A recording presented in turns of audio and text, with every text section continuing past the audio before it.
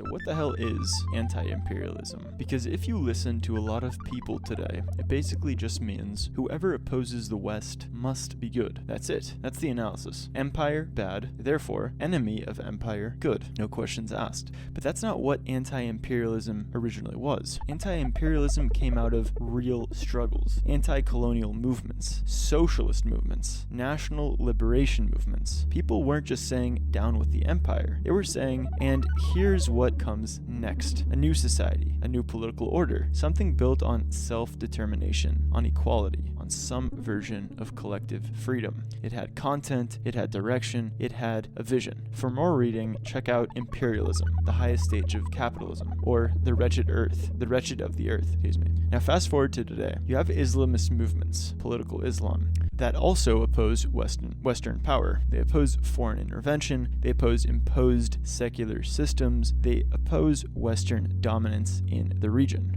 So, on the surface, it looks like alignment, same enemy. And that's where a lot of people stop thinking, because the question is not who do you oppose, the question is what are you trying to build? And this is where things split hard. Anti-imperialism, at least in its classical form, is about human political agency. It's about people deciding their own future. Maybe that future is socialist, maybe it's nationalist, maybe it's something else. But it's rooted in the idea that society is built by people for people. Islamism gives a completely different answer. Not the people, not the nation, not the worker. Instead, God's law. That is the foundation. And you can agree or disagree with it, but you cannot pretend it's the same project. It's not just a different policy preference, it's a different source of authority entirely. For more reading, check out Political Islam or Jihad, the Trail of Political Islam. So what ends up happening? You get this weird shortcut in thinking. If they oppose empire, they must be on the right side. But that collapses everything into one axis. And the world is not one axis.